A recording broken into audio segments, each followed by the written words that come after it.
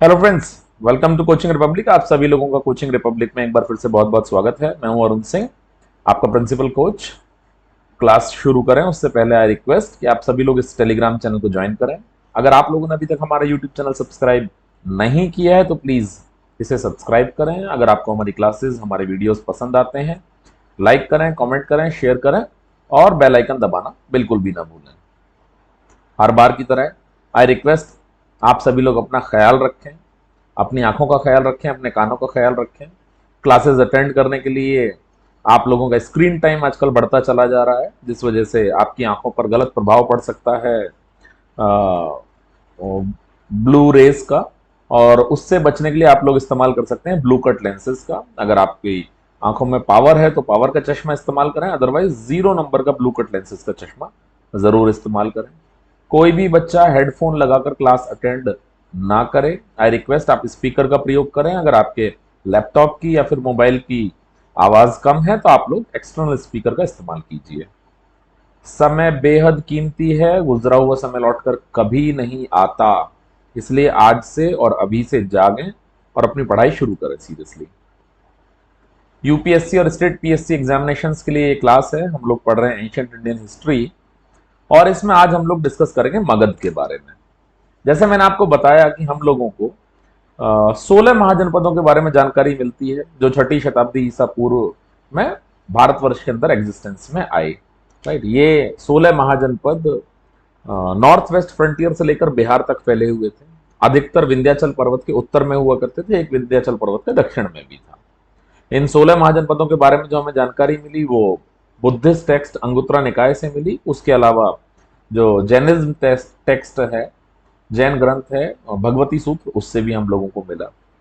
अब जैसे कि मैंने पिछली क्लासेस में भी आपको बताया है कि पड़ोसियों की एक ही आदत है जो हजारों सालों से कॉमन है, तब भी थी और आज भी है, और न जाने कितने हजार साल तक ये आदत कॉमन बनी रहेगी कि इन सभी लोगों को आपस में लड़ने में बहुत ज्यादा मजा आता है। तो हम लोगों ने इससे पिछली क्लास में 16 महाजनपदों के बारे में डिटेल में डिस्कस किया था कि वो महाजनपद कहाँ हुआ करते थे, आधुनिक समय में कौन कौन से डिस्ट्रिक्ट ऐसे हैं जो उन महाजनपदों की सीमाओं को रेखांकित करते हैं, बताते हैं, और उस समय पर उनकी राजधानी कौन कौन सी हुआ करती थी, उनके पड़ोसी कौन कौन हुआ करते थे, उनमें से कौन से महाजनपद शक्तिशाली बनकर उभरे और उस चीज के पीछे कारण क्या था। तो आखिरकार हम लोग इस निष्कर्ष पर पहुंचे हैं कि मगध उनमें सबसे अधिक शक्तिशाली महाजनपद हुआ करता था, और इसी वजह से आज हम लोग मगध के बारे में पढ़ने वाले हैं। मगध के बारे में डिटेल से हम लोग जानने का प्रयास करेंगे, ठीक है। और ये भी जानने की कोशिश करेंगे कि आखिर वो क्या फैक्टर्स थे जिस वजह से मगध इतना ज्यादा ताकतवर बना बाकी 16 महाजनपदों में। राइट, तो let's start today's class with Magadh. ये मगध है जो बिल्कुल प्रारंभिक चरण में हुआ करता था, छोटा सा मगध। जिस तरीके से बाकी 16 महाजनपद हुआ करते थे, अधिकतर महाजनपदों के बारे में मैंने बताया विंध्याचल पर्वत के उत्तर में ही हुआ करते थे, और ये नॉर्थ वेस्ट फ्रंटियर से लेकर और पूरे बिहार तक फैले हुए थे, ठीक है। तो ये मगध हुआ करता था जिसके बारे में हम लोग बात करें शुरुआती दौर में। अब सबसे पहले बात करते हैं मगध के कुछ राजाओं के बारे में या फिर मगध की वंशावलियों के बारे में। राइट, तो मगध में बिंबिसार नाम के एक राजा हुए। बिंबिसार के दादाजी ने एक वंश की शुरुआत करी जिसको हम लोग हर्यंक डायनेस्टी के बारे के नाम से जानते हैं। ऑल्दो बिंबिसार को हर्यंका डायनेस्टी का एक्चुअल राजा माना जा सकता है, ठीक है। वास्तविक राजा या वास्तविक संस्थापक जिसको हम मान सकते हैं वो बिंबिसार को मान सकते हैं, क्योंकि वो बिंबिसार था who started an era of conquest and expansion, जिसने मगध को मजबूत बनाने के लिए, मगध के विस्तार के लिए तमाम युद्ध लड़े और तमाम अलग अलग नीतियों को अपनाया उसको और ज्यादा सुदृढ़ करने के लिए, ठीक है। जैसे he was a great diplomat, अपनी बुद्धिमत्ता का पूरा प्रयोग करते थे। ऐसा नहीं है कि हाथ में तलवार ली और अंधाधुंध लोगों को काटते घूम रहे हैं। राइट, केवल लड़ाई के दम पर ही नहीं, उन्होंने अपने दिमाग के दम पर भी एक्सपेंशन किया, उन्होंने अपनी डिप्लोमेसी के दम पर एक्सपेंशन किया। बिंबिसार जो है बेसिकली ये गौतम बुद्ध के एक समकालीन राजा हुआ करते थे। राइट, गौतम बुद्ध के बारे में जब हम लोग बुद्धिज्म और जैनिज्म पढ़ रहे थे उस समय पर मैंने आपको बताया था कि गौतम बुद्ध ने जब शुरुआती दौर में ग्रह त्याग दिया था और वो एक भिक्षुक बन गए थे, तो अचानक एक दिन वो भिक्षा मांगते मांगते मांगते मांगते राजगीर की सड़कों पर पहुंच जाते हैं।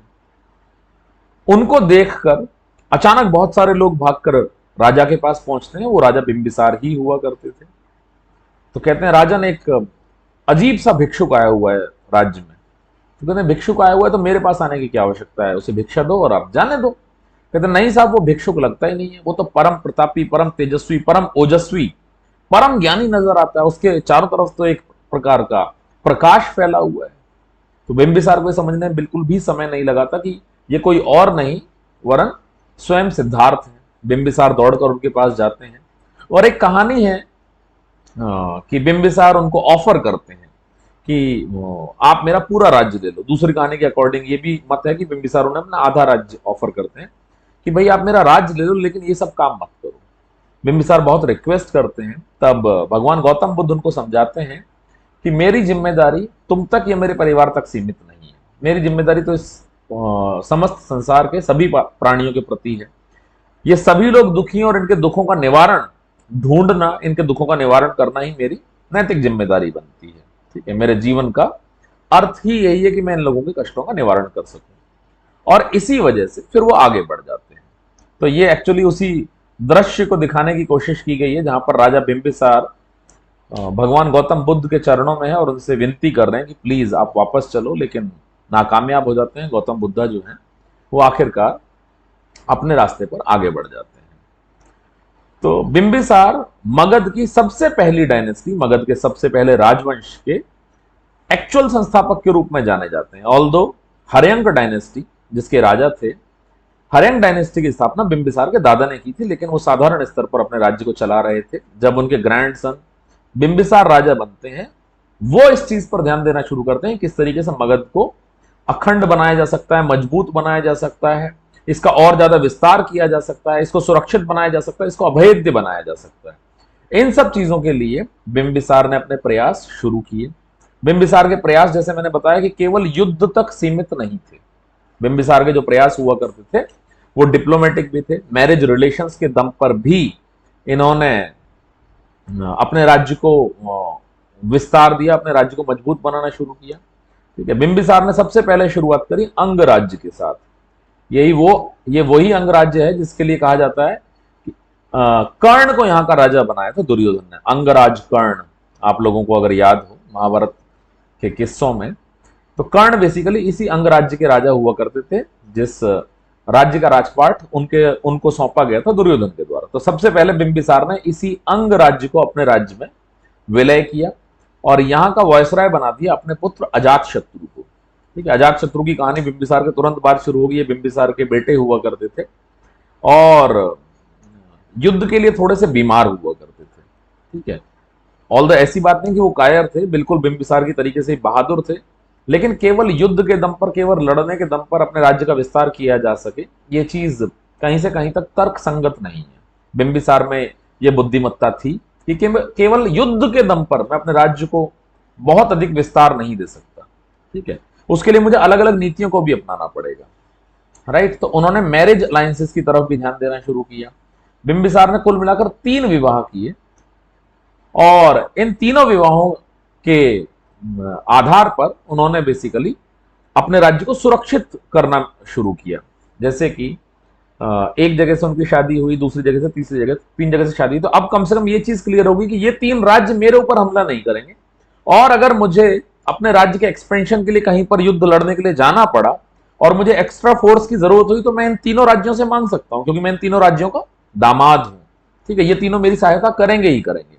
तो ये बिंबिसार की बुद्धिमत्ता थी। उनकी जो पहली पत्नी थी वो कौशल की राजकुमारी हुआ करती थी। ठीक है, प्रसेनजीत जो वहां के महाराज थे उनकी बहन हुआ करती थी।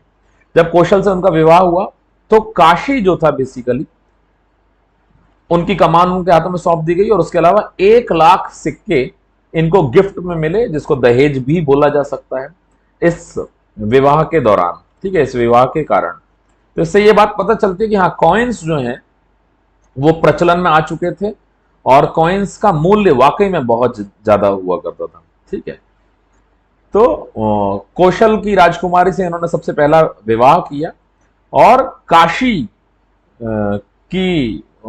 का आधिपत्य इनके हाथों में आ गया। राइट, तो ये इनका पहला विवाह था। दूसरा विवाह इन्होंने किया बेसिकली लिच्छवी प्रिंसेस हुआ करती थी वैशाली की, ठीक है, जिनसे अजात शत्रु को जन्म हुआ था, जो मैंने अभी कुछ देर पहले बताया। अजात शत्रु जो अपने पिता के उत्तराधिकारी बने, बिंबिसार के बाद गद्दी पर बैठे, ठीक है। तीसरा विवाह इन्होंने मद्र की राजा की बेटी से किया था, जो मद्र राज्य हुआ करता था बेसिकली पंजाब का, मद्र का जो महाजनपद हुआ करता था, मद्र का जो राज्य हुआ करता था पंजाब का, वहां की जो राजकुमारी थी, उनसे इन्होंने तीसरा विवाह किया। तो इस तरीके से एटलीस्ट 3 जगहों को तो इन्होंने सिक्योर कर दिया कि ये तीनों लोग मुझ पर कभी हमला नहीं करने वाले हैं, राइट, और आवश्यकता पड़ने पर मेरी सहायता करने के लिए ही खड़े होंगे।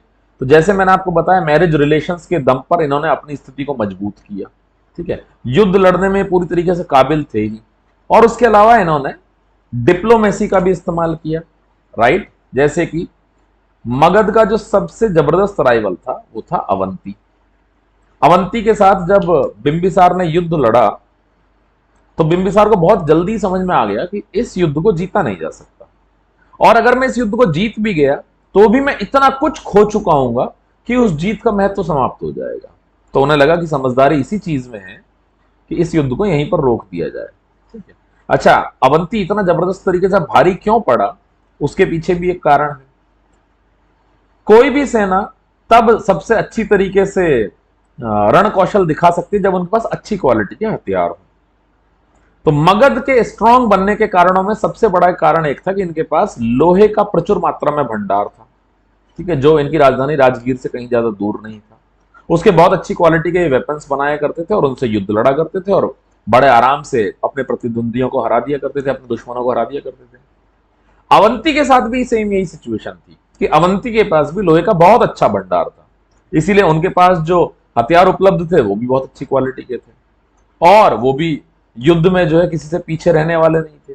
तब बिंबिसार को उस युद्ध के दौरान ये बात समझ में आई कि अगर अवंती के साथ ये युद्ध लंबा चला और बाई चांस इसको जीत भी लिया मैंने किसी तरीके से, तो भी ये मेरी जीत निरर्थक होगी, क्योंकि मैं इतना ज्यादा नुकसान कर चुका हूं अपने पक्ष का। इन्होंने अवंती के साथ कॉम्प्रोमाइज किया, and he was a man of his words, वो अपनी जुबान के आदमी थे, राइट। तो इन्होंने वहां के राजा जो महासेन हुआ करते थे उनके साथ संधि करी। अच्छा, एक समय ऐसा भी आया जब महासेन की तबीयत बहुत ज्यादा खराब हो गई, उनको जॉन्डिस हो गया, तो उस मौके का फायदा नहीं उठाया बिंबिसार ने। ये नहीं है कि लाओ भाई अब तो परिस्थितियां मेरे पक्ष में है, तो राजा उनका बीमार है, हमला करवा देता हूं, कब्जा कर लेता हूं अवंती पर। उन्होंने कहा नहीं भाई, ठीक है, ये चीज हमें शोभा नहीं देती। उन्होंने क्या काम किया कि अपने राजवैद्य जीवक को वहां पर भेजा महासेन की सहायता के लिए कि उनके जीवन को बचाओ, ठीक है, वो बहुत संकट में है, वो बहुत बुरी तरीके से बीमार है। तो बिंबिसार को आप देख सकते हो कि बिंबिसार एक बेहद कुशल शासक थे। इन्होंने युद्ध के दम पर अपना विस्तार करना शुरू किया, दूसरे शत्रुओं को हराकर अपने राज्य में उनके राज्य को जोड़ना शुरू किया। अंग से शुरुआत की थी इन्होंने। उसके अलावा इन्होंने मैरिज अलायंसेस का प्रयोग किया, 3 शादियां करी, ठीक है, और उन राज्यों से अपने राज्य को सुरक्षित किया कि भाई अब इनसे वैवाहिक संबंध हो चुका था, यहां से मेरे ऊपर हमला नहीं होगा, जरूरत पड़ने पर ये लोग मेरी सहायता के लिए भी आएंगे। उसके साथ ही इन्होंने डिप्लोमेटिक रिलेशन भी बनाए, जो इन्होंने खासतौर से अवंती के साथ बनाए, ठीक है। और मौके का फायदा ना उठाना इनकी एक बहुत बड़ी खासियत हुआ करती थी। चाहते तो अवंती को ये उस विषम परिस्थिति में हरा सकते थे, लेकिन इन्होंने ऐसा बिल्कुल भी नहीं किया, ठीक है। अब बिंबिसार के साथ एक बहुत गलत चीज हुई कि बिंबिसार का कत्ल इनके खुद के बेटे ने कर दिया, अजातशत्रु ने, राइट। और उसके बाद अजातशत्रु गद्दी पर बैठ जाता है। तो ये मैंने आपको जैसे बता ही दिया कि महासेन राजा हुआ करते थे, जॉन्डिस हुआ था, इन्होंने अपने राजवैद्य को यहां पर भेजा और इनके प्राणों की रक्षा करी, ठीक है। बहुत लंबे समय तक इनके बीच में फिर सुलह बनी रही, और आखिरकार इसको अवंती को मगध में मिलाने का श्रेय जाता है शिशुनाग को, जो हम लोग आगे पढ़ने वाले हैं। तो अपने कॉन्क्वेस्ट के दम पर, अपनी डिप्लोमेसी के दम पर और अपने मैरिज अलायंसेस के दम पर इन्होंने मगध को पावर पैरामाउंट बना दिया था 6th सेंचुरी बीसी में। अच्छा, बिंबिसार के लिए एक चीज और भी कही जाती है कि इनका जो राज्य था उसमें 80,000 गांव हुआ करते थे। तो now you can easily imagine कि कितनी बड़ी ये रियासत हुआ करती थी, कितना बड़ा ये महाजनपद हुआ करता था। इसकी राजधानी थी बेसिकली राजगीर, या जिसे हम गिरिव्रज के नाम से भी जानते हैं, गिरिव्रज के नाम से भी जानते हैं। राजगीर 5 तरफ से पहाड़ों से घिरी हुई थी। अच्छा, इस चीज को हम लोग डिटेल में आगे डिस्कस तब करेंगे जब हम लोग ये बात करेंगे कि आखिर मगध इतना ज्यादा आगे क्यों बढ़ा। क्या बाकी दूसरे राज्यों के बस की नहीं था? क्योंकि जहां तक लोहे की बात करी जाए तो लोहा अगर इनके पास था तो लोहा तो अवंती के पास भी था। बावजूद इसके अवंती जो है इनके सामने सरेंडर हो जाता है शिशुनागाज के समय में।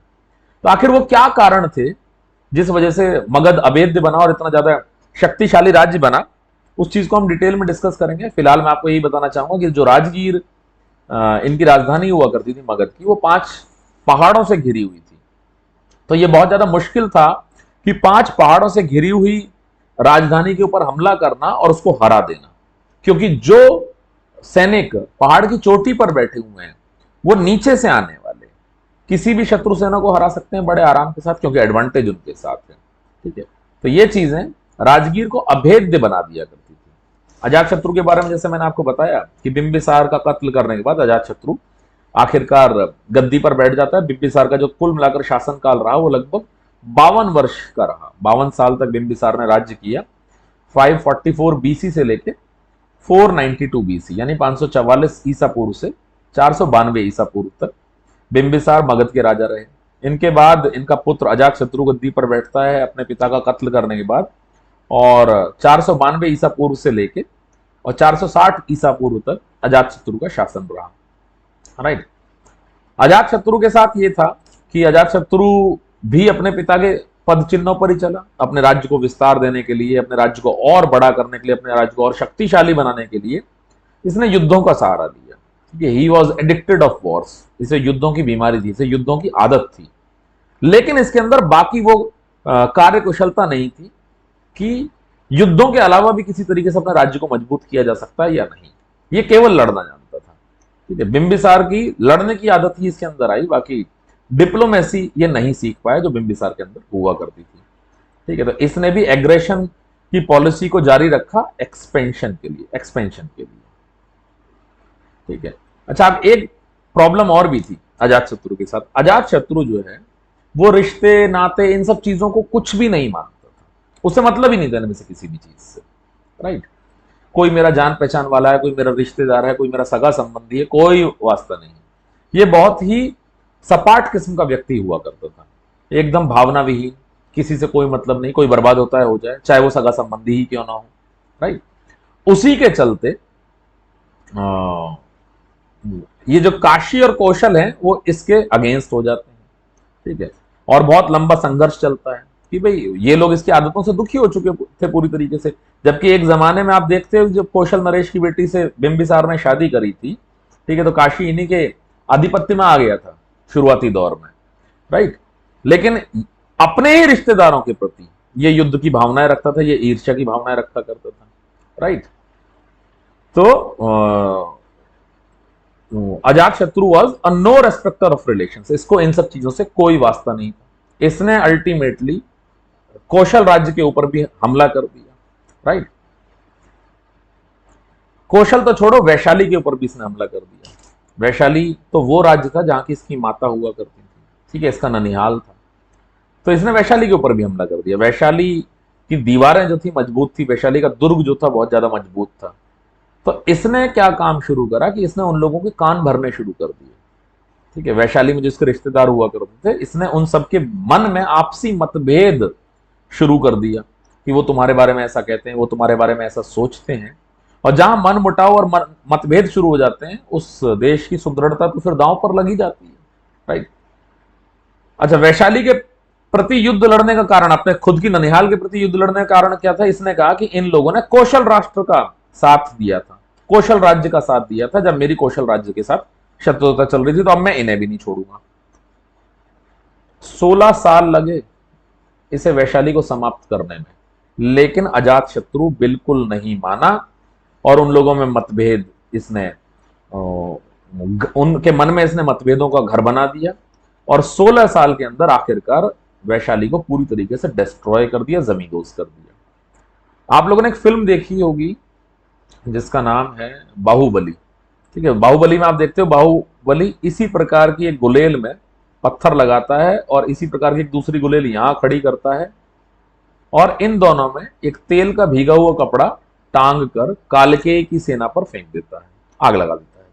एक्चुअली इस गुलेल का आविष्कार अजात शत्रु ने ही किया था। वैशाली के मजबूत दुर्ग को गिराने के लिए बेसिकली उसने इस गुलेल का आविष्कार किया था, जिससे कि ये भारी भारी पत्थर उस किले की दीवारों पर फेंकते थे। जो वैशाली इसकी खुद की ननिहाल थी, खुद की ननिहाल थी। अच्छा, उस फिल्म में आप लोगों ने एक रथ और देखा होगा बिल्कुल इस तरह का।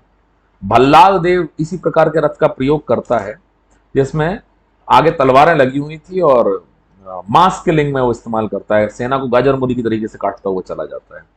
इस रथ के आविष्कार का श्रेय भी अजात शत्रु को ही जाता है। अंतर सिर्फ इतना है कि उसके रथ में यहां पर तलवार न लगकर गदा लगी हुई थी, मेस लगी हुई थी, और इसे रथ मूसल के नाम से जाना जाता था, रथ मूसल। ठीक है, तो अजात शत्रु बहुत अच्छा योद्धा था। उसने अपनी जिंदगी के बेस्ट वॉर्स लड़े। ठीक है, उसने तमाम युद्ध उपकरणों का आविष्कार किया। ठीक है, वो गुलेल जो हमें बाहुबली फिल्म में देखने को मिली, या फिर ये रथ जो भल्लाल देव का रथ हुआ करता था उसी फिल्म में, इन दोनों का आविष्कार भी अजात शत्रु ने किया था इतने समय पूर्व, इतने समय पूर्व। तो अजात शत्रु वाकई में एक जबरदस्त योद्धा हुआ करता था, लेकिन उसे रिश्ते नातों की कोई कदर नहीं थी। वो एक अच्छा इंसान नहीं था। वो अच्छा इंसान हो कैसे सकता है जिस आदमी ने स्वयं अपने पिता का कत्ल कर दिया हो सिर्फ राजगद्दी को हासिल करने के लिए। फिर उसके लिए बाकी ननिहाल, ददियाल, ये सब चीजें क्या मायने रखती हैं। ठीक है, तो वैशाली को उसने अगर समाप्त कर दिया तो कोई ऐसा नहीं था कि उसकी नेचर के अगेंस्ट थी, वो तो इसी प्रवृत्ति का आदमी हुआ करता था। राइट, अब इसने काशी को और वैशाली को भी मगध में मिला लिया था। मगध और ज्यादा बड़ा बन गया था। अजात शत्रु ने अवंती के खिलाफ भी युद्ध लड़ने की सोची। ये वो अवंती है जिसके साथ कॉम्प्रोमाइज किया था स्वयं राजा बिंबिसार ने, इनके पिता ने। ठीक है, तो इसने कहा कि कोई मतलब नहीं, मुझे तो युद्ध लड़ना है। ऑल्दो बिंबिसार को चीज समझ में आ गई थी कि अवंती को हरा पाना इतना ज्यादा आसान नहीं है, क्योंकि उन लोगों के पास भी लोहा प्रचुर मात्रा में था, उनके हथियार भी बहुत बढ़िया क्वालिटी के हुआ करते थे। इसी के चलते बिंबिसार ने उन लोगों के साथ मित्रता करी। लेकिन बिंबिसार की मित्रता मौका परस्त नहीं थी। बिंबिसार ने उस मित्रता को निभाया भी। जब अवंती खुद विषम परिस्थितियों में था, उनके राजा महासेन की तबीयत बहुत ज्यादा खराब थी, इसके बावजूद बिंबिसार ने तो हमला नहीं किया। लेकिन अजात शत्रु, जिसे अपने ननिहाल की फिक्र नहीं थी, जिसे अपने ननिहाल की शर्म नहीं थी, तो उसे अवंती के राजा के साथ अपने पिता के संबंधों की क्या शर्म होती। ठीक है, वो उन लोगों के साथ भी युद्ध लड़ने के लिए तैयार खड़ा हुआ था। वहीं पर अवंती जो है बेसिकली वो वत्स को हरा देता है। ठीक है, जो जिनका राज्य हुआ करता था कौशाम्बी बेसिकली, और अब ये मगध के लिए खतरा बन जाते हैं।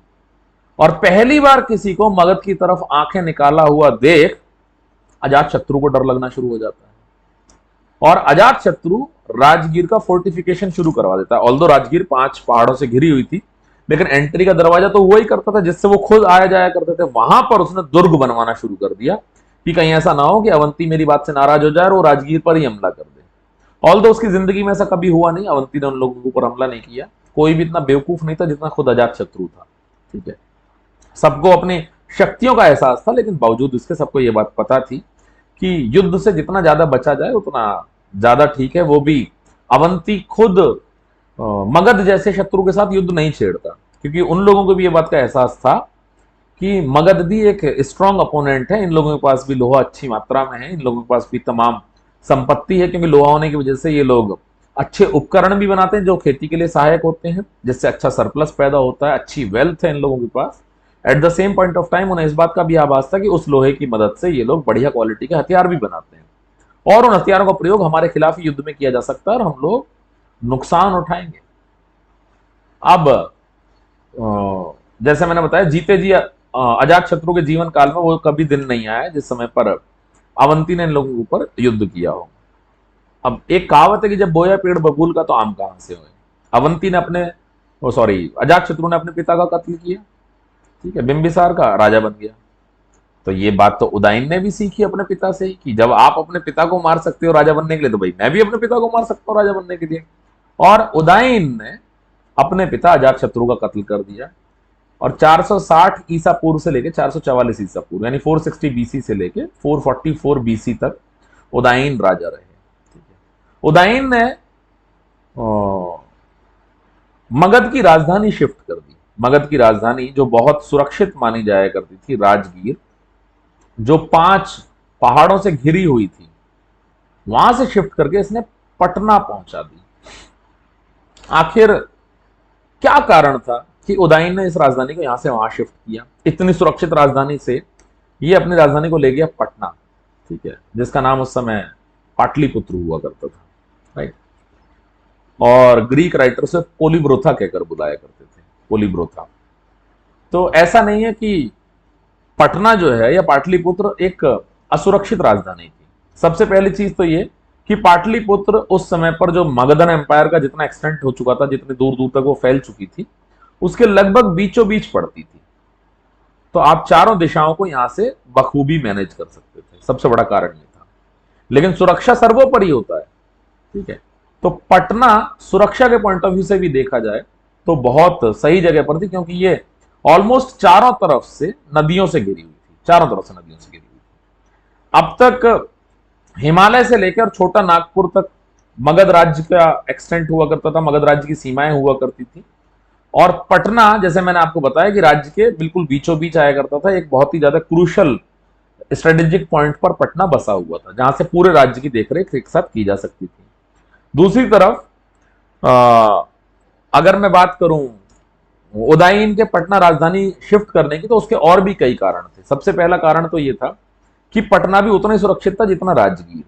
उसके पीछे यह कारण था कि राजगीर 5 तरफ से पहाड़ों से घिरा हुआ था, ये लगभग चारों तरफ से नदियों से घिरा हुआ था। इसको एक परफेक्ट वाटर फोर्ट, जल दुर्ग कहा जा सकता था, ठीक है। तो यहां पर भी हमला कर पाना किसी के लिए उतना ज्यादा आसान नहीं था। दूसरी चीज, नदियों से घिरे होने के कारण ये लोग कहीं पर भी मूव कर सकते थे। किसी के ऊपर युद्ध करने जाना है तो नदी में बैठकर चले जाओ, कहीं ट्रेडिंग के लिए, व्यापार के लिए कोई सामान बेचने जाना है तो नदी में अपने नाव डालो और उसमें बैठकर चले जाओ।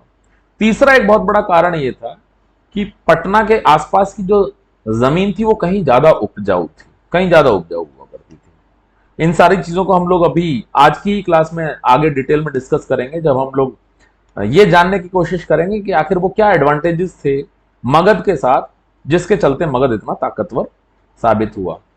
उदयन के बाद बेसिकली शिशुनाग गद्दी पर आए, ठीक है। शिशुनाग ने राजधानी को वैशाली शिफ्ट कर दिया टेम्परली, वो बाद में फिर से पाटलिपुत्र ही शिफ्ट होगी राजधानी। इनका सबसे बड़ा जो अचीवमेंट था वो ये था कि इन्होंने अवंती को मगध के राज्य में मिला दिया, ठीक है। वो अवंती जो पिछले 100 सालों से मगध के लिए एक सिरदर्द बना हुआ था। बिंबिसार के समय में भी अवंती को मगध राज्य का हिस्सा नहीं बनाया जा सका। अजातशत्रु तो अवंती से इतना घबरा गया था कि उसने अपने यहाँ पे फोर्टिफिकेशन स्टार्ट कर दिया था। तो वो हर्यंका डायनेस्टी के समाप्त होने के बाद जो शिशुनाग्स थे बेसिकली, उन्होंने ये 100 साल से अधिक समय से चली आ रही शत्रुता समाप्त करी और अवंती को मगध का हिस्सा बना दिया, जो मौर्य काल के खत्म होने तक भी मगध का ही हिस्सा बना रहा। इसके बाद आते हैं नंदाज। नंदाज के बारे में ये कहावत है कि वो सबसे ज्यादा ताकतवर राजा हुआ करते थे मगध के, ठीक है। बहुत ज्यादा ताकतवर और बहुत ज्यादा अमीर। वो इतने ताकतवर थे कि ये माना जाता है कि वो अलेक्जेंडर जो हिंदुस्तान के अंदर इन्वेड करने में सफल हो जाता है, वो अलेक्जेंडर या सिकंदर, जिसका सिर्फ नाम सुनकर तक्षशिला का राजा आम भी उसके सामने आत्मसमर्पण कर देता है, ठीक है, उससे युद्ध लड़ने की हिम्मत भी नहीं जुटा पाता। वो अलेक्जेंडर भी नंदाज की एम्पायर के अंदर आक्रमण करने की हिम्मत नहीं उठा पाता, जोखिम नहीं उठा पाता। उसे डर लगता है। अच्छा, ग्रीक राइटर्स ने क्या लिखा कि उसकी सेना ने आगे बढ़ने से मना कर दिया। अरे, एक तरफ आप उसे विश्व विजेता बोलते हो, दुनिया के राजा उसके सामने आत्मसमर्पण कर देते थे, दूसरी तरफ उसकी सेना ही नहीं, उससे डरना बंद कर दिया। तो सुस्पष्ट सा कारण यह है कि ये नंदाज इतने ज्यादा ताकतवर थे कि अलेक्जेंडर की भी एक्चुअली हिम्मत नहीं हो पाई मगध के अंदर एंटर करने की। अच्छा, मैं अगर अपनी पर्सनल राय दूं तो मुझे तो यह भी शक होता है कि अलेक्जेंडर कभी यहां तक आया भी था कि नहीं। उसका कारण यह है कि अगर आपको किसी भी इतिहास को जानना है तो या तो आप आर्कियोलॉजिकल एविडेंसेस के ऊपर रिलाई करोगे या फिर रिटन लिटरेचर के ऊपर। आर्कियोलॉजिकल एविडेंसेस में जो आखिरी मूर्ति मिलती है अलेक्जेंडर की, या किसी भी तरह के रिलिक्स या किसी भी तरह की निशानियां मिलती हैं सिकंदर की, तो उज्बेकिस्तान तक ही सीमित है। उसके बाद इस तरफ एक भी निशानी नहीं है आर्कियोलॉजिकल एविडेंसेस की। अगर मैं बात करता हूं, पुरातत्विक अवशेष नहीं मिलता कोई भी, किसी भी तरह का। दूसरी बात, उस समय के किसी भी समकालीन भारतीय लेखक ने अलेक्जेंडर का कहीं नामो निशान इस्तेमाल ही नहीं किया, कहीं जिक्र ही नहीं किया अपने लिटरेचर में। केवल ग्रीक्स थे जिन्होंने सब कुछ लिखा है। अच्छा, ग्रीक्स ने उस समय पर एक चालाकी और चल रखी है। ग्रीक्स ये लिखते हैं, मेगास्थनीज खासतौर से अपनी इंडिका में ये लिखता है कि भारतीयों को लिखने की कला नहीं आती, भारतीय लिखना नहीं जानते, ठीक है। जबकि मेगास्थनीज हिंदुस्तान के अंदर आया 305 बीसी में, 305 बीसी में, राइट। और अगर मैं ऋग्वेद की बात करूं तो माना जाता है कि 1500 बीसी के आसपास ऋग्वेद कंपाइल किया गया था, यानी लगभग 1200 साल पहले मेगास्थनीज के हिंदुस्तान आने से। यानी मेगास्थनीज के जब 10-15वें दादा रहे होंगे, उससे भी पहले हिंदुस्तानी लिखना जानते थे। लेकिन इस बात को इस तरीके से लिखने के पीछे शायद यही कारण हो सकता है कि हिंदुस्तानी लेखक तो अलेक्जेंडर के बारे में कुछ लिख नहीं रहे और हमने इतना बड़ा झूठ उसके बारे में लिख दिया है। तो कल आने वाले भविष्य में लोग कहेंगे कि इंडियन राइटर्स ने क्यों नहीं लिखा, तो एक काम करो, ये लिख दो कि इंडियंस को तो लिखना ही नहीं आता, हिंदुस्तानी तो लिखने की कला से परिचित ही नहीं थे। ये सब संभावनाएं हैं, क्योंकि बात 300 बीसी के आसपास की है, यानी आज से लगभग 2300-2400 साल पुरानी बातें हैं। ना मैं उस समय पर था, ना उस समय पर आप थे, ना कोई दूसरा इतिहासकार था, और हम लोग सिर्फ इतिहास को रिक्रिएट करने की कोशिश करते हैं। खैर, इसी मुद्दे पर जुड़े रहते हैं कि नंदाज इतने ज्यादा ताकतवर थे कि अलेक्जेंडर भी उनकी सल्तनत में घुसने की हिम्मत नहीं कर पाता। इन्होंने कलिंग को भी अपने राज्य में मिला लिया था, और वहां से वो जैन की एक बहुत बड़ी मूर्ति जो है जिना की, मतलब जो महावीर स्वामी को जिना कहा गया, क्योंकि उन्होंने अपने सुखों और दुखों पर विजय प्राप्त कर ली थी, जिस वजह से उस जीत के कारण उन्हें जिना कहा गया और उनके फॉलोअर्स को जैना कहा गया। तो उनकी एक बहुत बड़ी मूर्ति को ये लोग कलिंग से ले आए थे, मगध, अपने जीत के प्रतिरूप के रूप में, राइट। महापद्मानंदा को बेसिकली क्षत्रियों का विनाशक भी कहा जाता है, क्योंकि इसने उस समय के सभी राजाओं को, सभी राजकुमारों को हराया, बुरी तरीके से हराया, और उसने एकरथ की उपाधि धारण करी, ठीक है, कि भाई मैं ही पूरे भारतवर्ष का इकलौता एक ही शासक हूं, राइट। इसने केवल कलिंगा नहीं बल्कि कौशल पर भी अपना आधिपत्य जमाया था, जिन लोगों ने इसके खिलाफ विद्रोह कर दिया था, राइट। जैसा मैंने आपको बताया, ये बहुत ज्यादा अमीर और बहुत ज्यादा ताकतवर हुआ करते थे नंदाज। क्यों आखिरकार अलेक्जेंडर इनके अगेंस्ट हमला नहीं कर पाया, इनके राज्य में इन्वेड नहीं कर पाया, आक्रमण नहीं कर पाया? उसका कारण यह है कि 2 लाख सैनिकों से ज्यादा की सेना, 6 लाख, वो 60,000 घुड़सवार, और उसके अलावा लगभग 3,000 से 6,000 तक हाथी, इतनी बड़ी सेना देखकर अगर सिकंदर इनकी सीमाओं तक आया था तो वो भी परेशान हो गया, ठीक है। उसे भी डर लगने लगा, उसे भी भय सताने लगा, हारने का, बेइज्जत होने का, मर जाने का। इसी वजह से वो वापस लौट गया। माना जाता है कि इतनी बड़ी सेना को मेंटेन करने के लिए एक बहुत इफेक्टिव टैक्सेशन सिस्टम चाहिए, अदरवाइज इतनी सेना को आप तनख्वाह कहां से देंगे, इतने सारे हाथियों को, इतने सारे घोड़ों को पालोगे पोसोगे किस तरीके से, उनको मैनेज किस तरीके से करोगे? तो ये माना जाता है कि Nandas were following a proper taxation system, right. Nandas के बाद आते हैं मौर्याज, ठीक है। डिटेल में हम मौर्याज को अगले लेक्चर से डिस्कस करना शुरू करेंगे। फिलहाल तो अभी हम लोग इन्हीं के बारे में डिस्कस कर रहे हैं कि भाई मगध के बारे में, कि मगध में कौन कौन से शासक आए और आखिरकार मगध इतना ज्यादा शक्तिशाली कैसे बना। तो नंदाज का टैक्सेशन सिस्टम बहुत ज्यादा इफेक्टिव था। इस चीज की गलतफहमी तो बहुत पहले ही दूर हो जाती है। जब तक्षशिला के प्रोफेसर, तक्षशिला के आत्मसमर्पण के बाद, तक्षशिला के प्रोफेसर कौन थे? आचार्य चाणक्य, वो नंदाज की तरफ चलना शुरू करते हैं, इस उम्मीद के साथ कि नंदाज इतने बड़े राजा हैं, वो एक बहुत अच्छा टैक्सेशन सिस्टम फॉलो करते हैं, जो इतनी बड़ी सेना को मैनेज करते हैं। मैं उनसे जाकर अपील करूंगा कि तुम एक अखंड भारत का निर्माण करो, ताकि भारत के ऊपर कभी भी कोई भी मुंह उठाकर हमला ना कर दे, ठीक है। तो इसी उम्मीद में वो पहुंचते हैं पाटलिपुत्र। लेकिन वहां जाकर उन्हें पता चलता है कि जनता के साथ बेहद अत्याचार किया जा रहा है, उनसे जबरदस्ती पैसे छीने जा रहे हैं, उनसे जबरदस्ती उनकी कमाई छीनी जा रही है, राइट। तभी वो ये निर्णय लेते हैं कि मैं नंदाज को हटाकर यहां पर एक योग्य शासक को बिठाऊंगा, और आखिरकार वो चंद्रगुप्त मौर्य को इस चीज के लिए सेलेक्ट करते हैं, जिसको हम अगले लेक्चर में डिटेल में डिस्कस करेंगे। तो नंदाज जो थे वो बहुत ज्यादा अनपॉपुलर हो चुके थे, और मौर्याज ने, कहा जाता है कि इसका सबसे ज्यादा लाभ उठाया, और आखिरकार मौर्य वंश की स्थापना हुई। मौर्य काल में मगध एम्पायर परचम को छूती है, ठीक है, प्रसिद्धि के परचम को छूती है, प्रसिद्धि के चरम को छूती है, और मौर्याज जो है सबसे ज्यादा सक्सेसफुल डायनेस्टी के रूप में, राजवंश के रूप में उभरे। अब मगध के एक्सटेंट की बात करते हैं। जैसे मैंने शुरुआत में आपको एक फोटोग्राफ दिखाया था कि मगध की शुरुआत लगभग इतने हिस्से से हुई थी, लगभग इतने हिस्से से 16 महाजनपदों का जो समय हुआ करता था।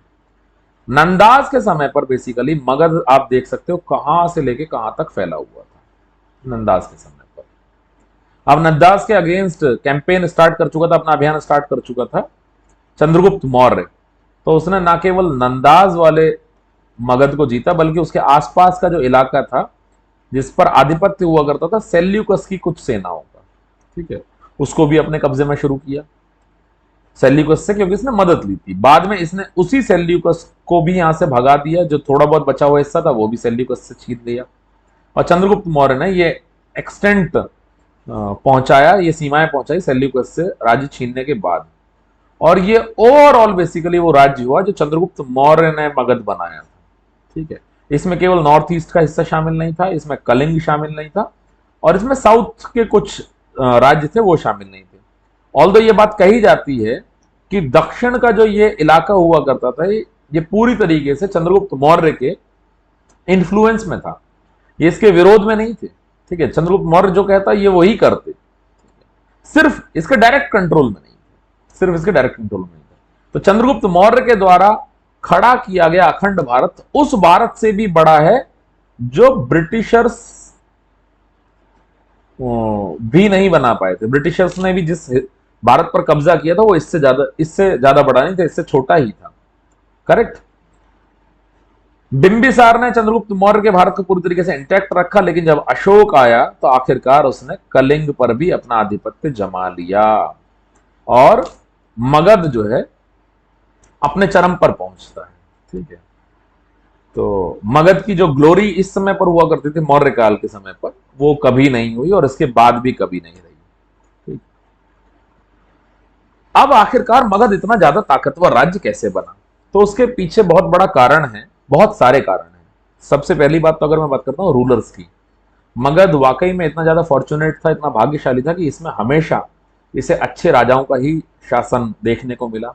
यहाँ बिंबिसार जैसे राजा थे, अजातशत्रु जैसे राजा थे, महापद्मानंदा यहाँ पर आए, ठीक है। महापद्मानंदा तो इतने ताकतवर थे कि खुद अलेक्जेंडर उनके खिलाफ युद्ध करने की हिम्मत नहीं कर पाया। महापद्मानंदा ने तो उस समय के सारे क्षत्रिय प्रिंसेस को हराया, इसी वजह से उन्हें क्षत्रियों का विनाशक भी कहा जाया करता था, ठीक। तो इस समय पर जो रूलर्स थे वो वाकई में एम्बिशियस थे, जिन्होंने विस्तारवादी नीति को अपनाया और अपने राज्य को बढ़ाने के लिए सब कुछ, हर एक तरह के all means of fair and foul, हर एक चीज, चाहे वो सही हो चाहे वो गलत हो चाहे कुछ भी क्यों ना हो, अपने राज्य के हित को देखते हुए अपने राज्य को विस्तारित करने के लिए, बड़ा करने के लिए इन्होंने सारी चीजें अपनाई, सारी चीजें अपनाई। लेकिन केवल राजा ही शानदार थे ये एक कारण नहीं था। अच्छा, इन राजाओं में आप लोग कहोगे सर आपने चंद्रगुप्त मौर्य, बिंदुसार, अशोक, इनका तो नाम ही नहीं लिया, ठीक है। तो जिस प्रकार से ये राजा थे वो तो इनसे भी कहीं ज्यादा बड़े राजा साबित हुए, ठीक है। तो राजा थे इस वजह से मगध बना, ऐसा केवल ऐसा ही नहीं है, और भी कई कारण थे जिस वजह से मगध इतना ज्यादा प्रसिद्ध हो पाया और इतना ज्यादा विस्तार कर पाया अपना। क्या क्या एडवांटेजेस थे रूलर्स के अलावा, उनको अब हम लोग डिटेल में डिस्कस करते हैं।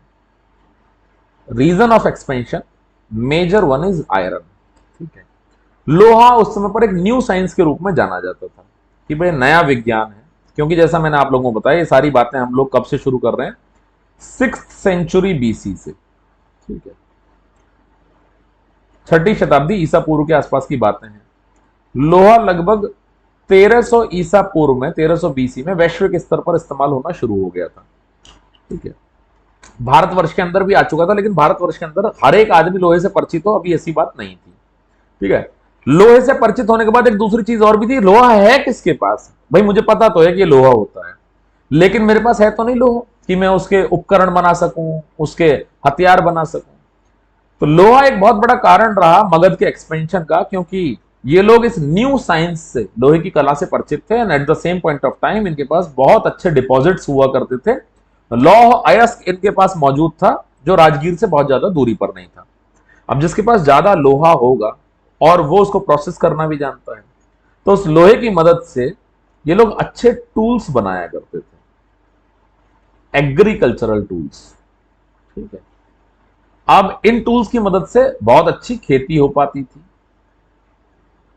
जब बहुत अच्छी खेती होती थी तो अच्छी खासी सरप्लस खेती हो पाती थी, अधिशेष कर पाते थे, जिससे ये अच्छी वेल्थ कमा पाते थे। इस वेल्थ से बहुत अच्छा टैक्स राजा कलेक्ट कर पाते थे, और उस टैक्स के दम पर राजा दो चीज कर पाते थे, एक अच्छा इंफ्रा दे पाते थे, इंफ्रास्ट्रक्चर, और दूसरी बड़ी आर्मी मेंटेन कर पाते थे।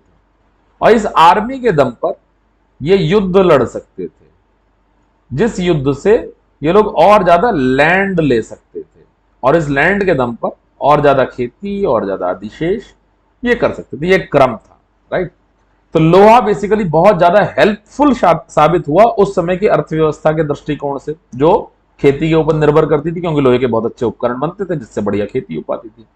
दूसरी चीज, जो आर्मी ये लोग मेंटेन करते थे, जिससे लोग युद्ध लड़ा करते थे, उस आर्मी के पास हथियार भी चाहिए, और वो हथियार भी आयरन के बनाया करते थे लोग, ठीक है।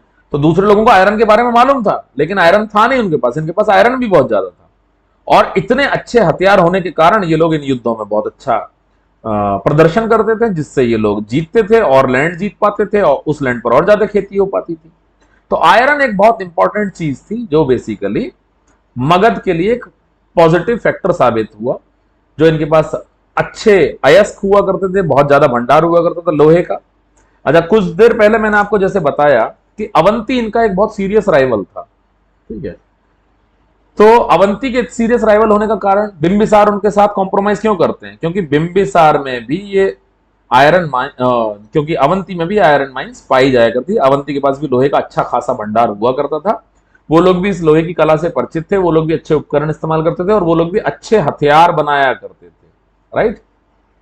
और ये हथियार जो हुआ करते थे, बेसिकली ये हथियार युद्ध की दिशा को तय करते थे, और जो युद्ध जीतेगा वो जमीन जीतेगा, जो जमीन जीतेगा वो ज्यादा खेती कर पाएगा, खेती उस समय इकोनॉमी का आधार थी, वो उतना ही ज्यादा वेल्दी होगा, वो उतना ही ज्यादा टैक्स कलेक्ट कर पाएगा, और वो उसका राज्य उतना ही ज्यादा आगे बढ़ पाएगा, राइट। अवंती जो था बेसिकली इनका कॉम्पिटिटर इसी वजह से साबित हुआ मगध का, क्योंकि इन लोगों को भी लोहे की कला से, लोहे की कला का पूरी तरीके से ज्ञान था। एक दूसरा बहुत बड़ा कारण है हथियारों के अलावा, वो है स्ट्रेटेजिक लोकेशन। तो जो मगध की राजधानी थी, चाहे पहले वो राजगीर रही हो या फिर बाद में पाटलिपुत्र रही हो, ये वाकई में बहुत क्रूशल जगहों पर, बहुत स्ट्रेटेजिक पॉइंट्स पर मौजूद थे।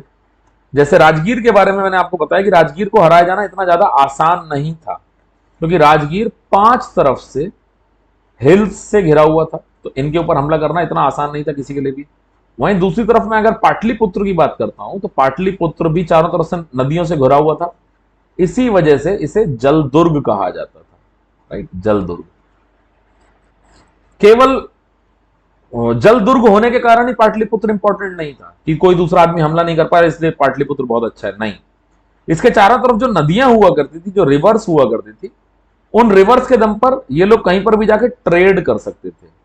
उन रिवर्स में अपनी नाव उतारी और अपना सामान भेज दिया, ज्यादा वेल्थ कमाएंगे और इकोनॉमी मजबूत बनाएंगे। दूसरी चीज, इन रिवर्स के दम पर ये लोग अपनी सेनाएं भी भेज सकते थे और किसी के ऊपर भी अटैक कर सकते थे।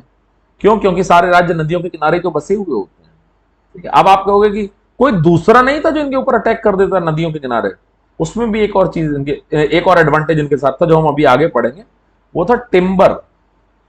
इनके पास सबसे ज्यादा मात्रा में बेसिकली लकड़ी हुआ करती थी, ठीक है। उस लकड़ी की नाव बनाया करते थे। लकड़ी के प्रमाण हम लोगों को देखने को मिलते हैं, जो चंद्रगुप्त मौर्य का राजभवन मिला है वो लकड़ी का बना हुआ है। उस समय पर ज्यादातर अवशेष लकड़ी के थे, ज्यादातर अवशेष जो उस समय के प्राप्त हुए हैं वो लकड़ी के ही हैं।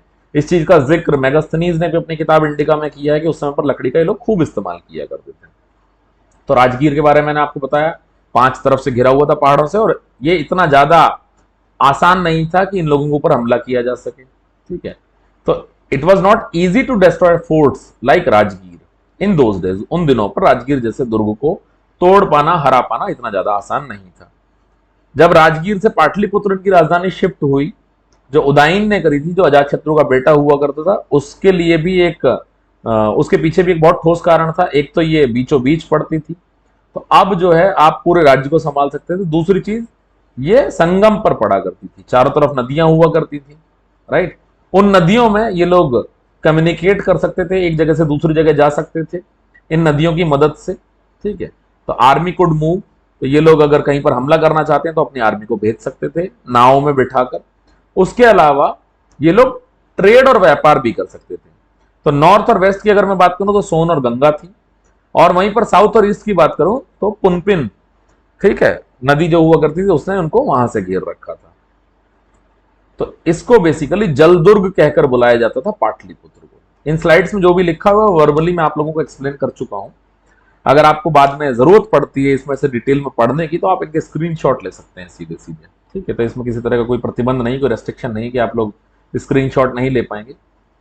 अच्छा, आर्मी के ट्रांसपोर्ट के अलावा ये लोग ट्रेडिंग भी करते थे इन्हीं नदियों के जल मार्गों के माध्यम से, जिससे जो है बेसिकली ये अपने सामान को बेच पाते थे। ठीक है, और एग्रीकल्चर के लिए भी ये लोग यहाँ से इनको सुविधा मिलती थी, क्योंकि इरिगेशन की फैसिलिटी यहाँ पर उतनी ज्यादा बढ़िया थी।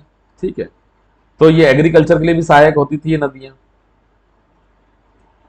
अब एक और बात आ जाती है फर्टाइल लैंड। ठीक है, कि भाई ये जमीन जो थी वो कहीं ज्यादा फर्टाइल थी, जो मगध के साथ पॉजिटिव चीज गई।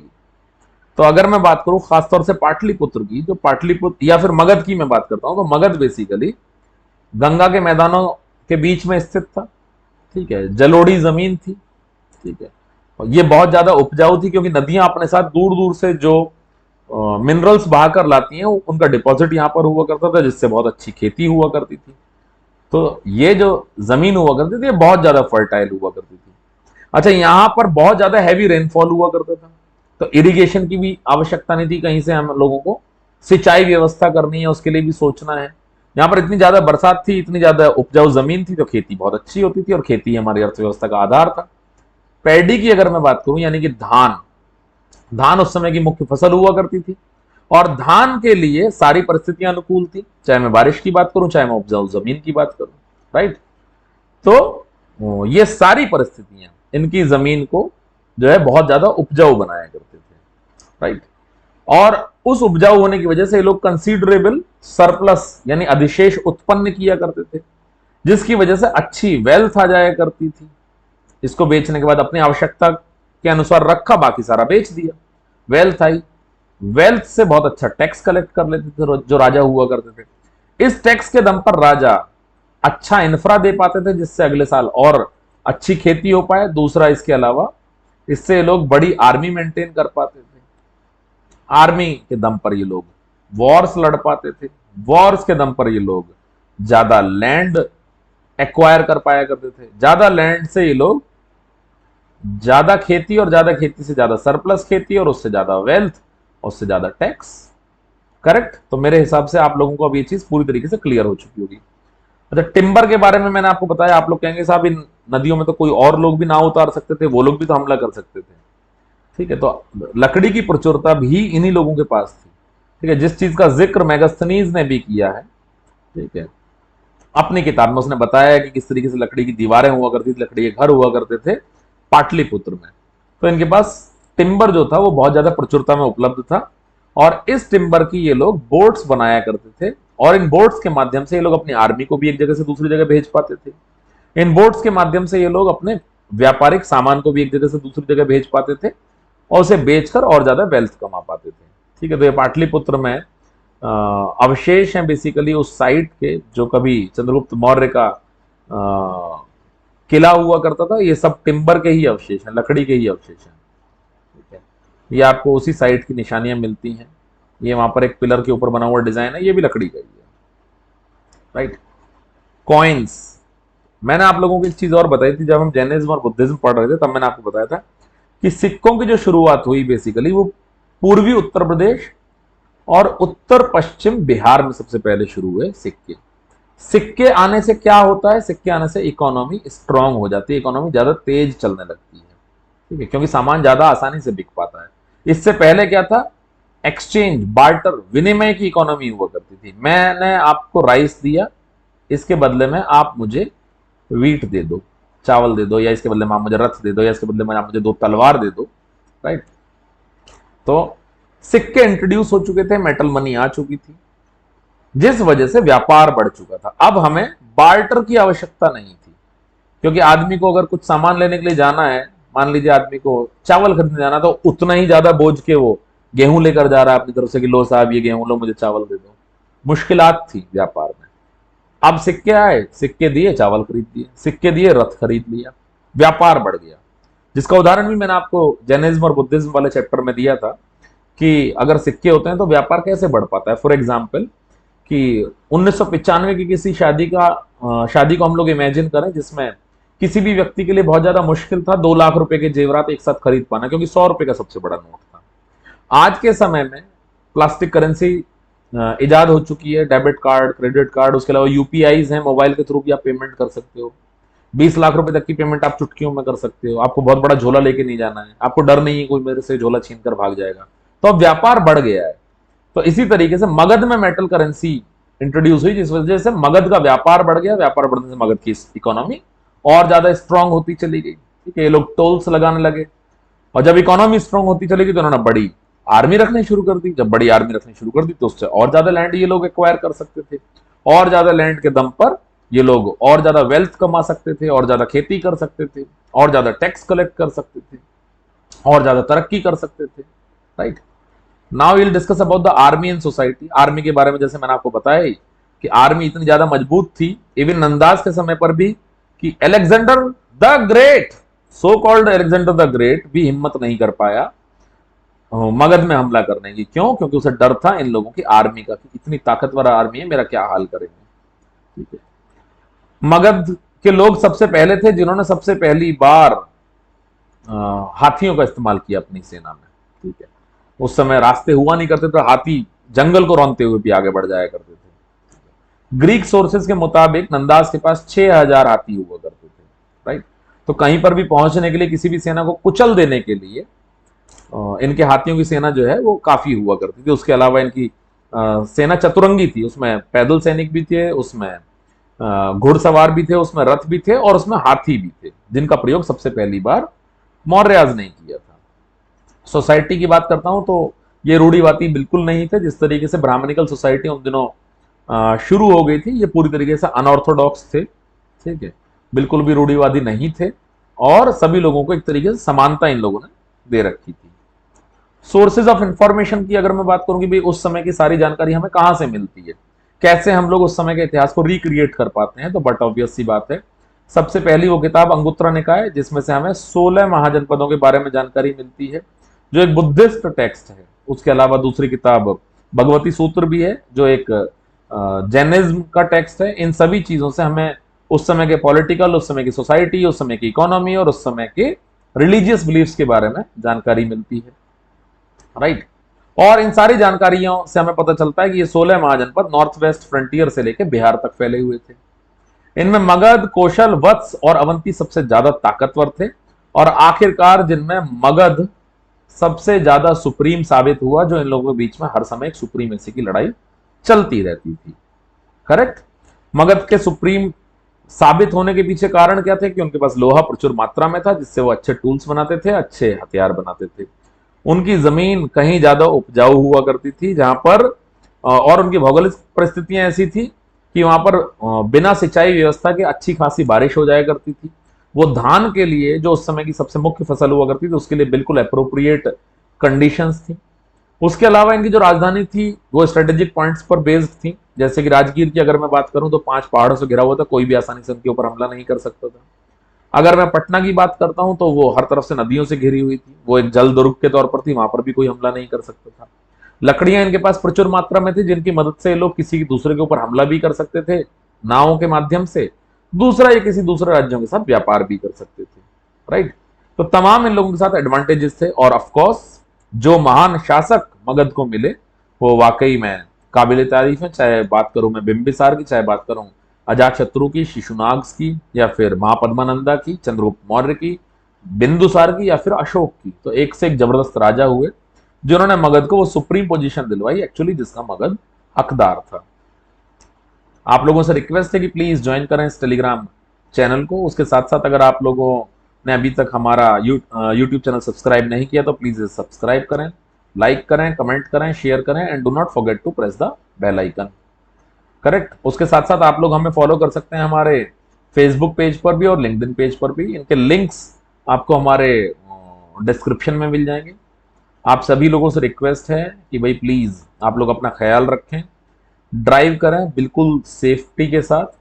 अगर आप टू व्हीलर चलाते हैं तो हेलमेट का प्रयोग करें, फोर व्हीलर चलाते हैं तो आप लोग सीट बेल्ट इस्तेमाल करें, राइट। बिना वैलिड ड्राइविंग लाइसेंस के आप लोग कोई भी गाड़ी ना चलाएं, कोई भी वाहन ना चलाएं, पूरी तरीके से गैर कानूनी है। और अपना ख्याल रखें, जल बचाएं, दूसरे लोगों को भी प्रेरित करें जल बचाने के लिए। पानी बेहद कीमती है। और आई रिक्वेस्ट एवरीवन कि आप सभी लोग इसके लिए प्रति जागरूकता फैलाएं पूरे समाज में। Thank you so much, good luck, best of luck and all the very best.